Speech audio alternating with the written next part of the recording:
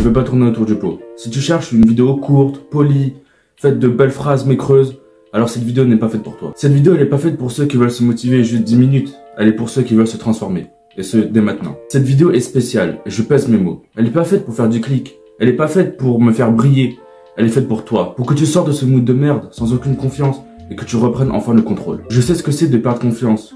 De savoir que tu as le potentiel, mais que tu restes bloqué. D'avoir des gens autour qui te disent tout va bien, alors qu'ils ne savent même pas ce que toi, tu vis. Alors aujourd'hui, je vais te balancer 7 clés puissantes, inspirées d'un livre que très peu de gens connaissent, mais que tout le monde devrait lire, Game Time. Et crois-moi, si tu restes jusqu'à la fin de la vidéo, tu ne penseras plus jamais pareil du basket, de ta discipline, ton sport, de ta vie et de ton mental. Pourquoi rester? Parce que tu as besoin de concret, parce que tu as besoin du vrai, parce que je vis ce que je dis, parce que cette vidéo est une sorte de transition, et surtout parce que personne ne va te le dire comme ça. Abonne-toi et like maintenant. De toute façon, tu pourras le retirer à la fin si tu penses que tu n'as rien à apprendre après la vidéo.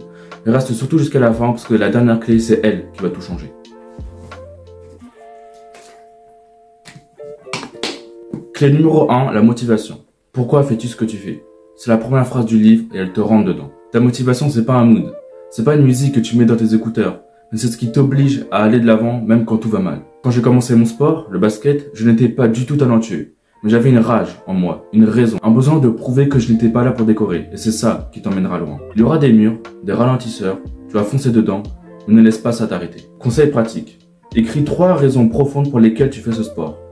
Colle-les dans un endroit visible que tu peux le voir tous les jours et relis-les dès lors que ça ne va pas. Ajoute à ça un carnet, bon moi c'est mon agenda. Note tous les moments où tu sens que tu es à ton meilleur niveau. Quand tu as eu un déclic, quand tu as dominé, quand tu as été en paix avec ton jeu. Tu verras que ta motivation n'est pas une émotion, c'est une décision. Et tu verras que plus tu la nourris, plus elle sera naturelle et plus elle sera grande. Ta motivation détermine ta longévité, pas ton talent. Clé 2, la peur. Qui t'a appris à avoir peur?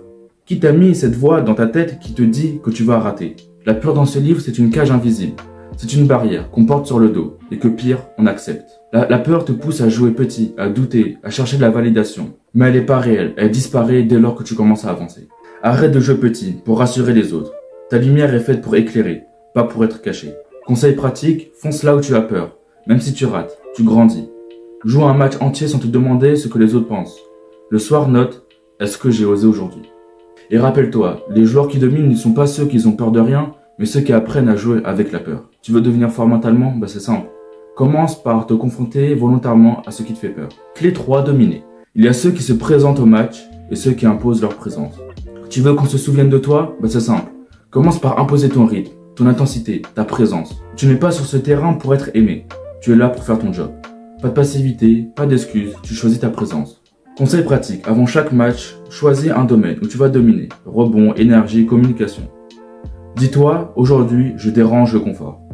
Sois visible, pas par le style, mais par l'impact.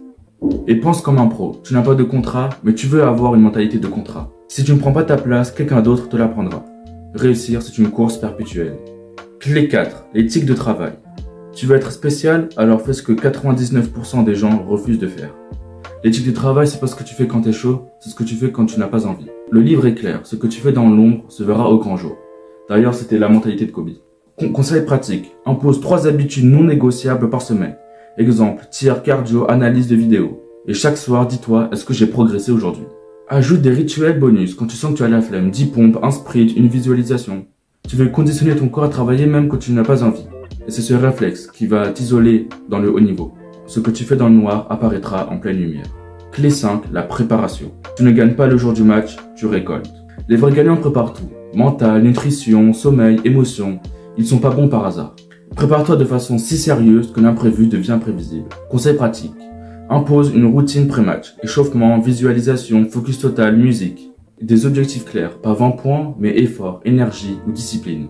Impose-toi un temps de sommeil, une meilleure alimentation, une base quoi. Et surtout, entraîne-toi aussi à ce que tu ne contrôles pas. Un coéquipier qui fait n'importe quoi, un arbitre qui est contre toi, un public hostile. Ce sont des choses à inclure dans ta préparation mentale, pas dans tes excuses. Les grands ne réagissent pas, ils les répètent. Clé 6, leadership.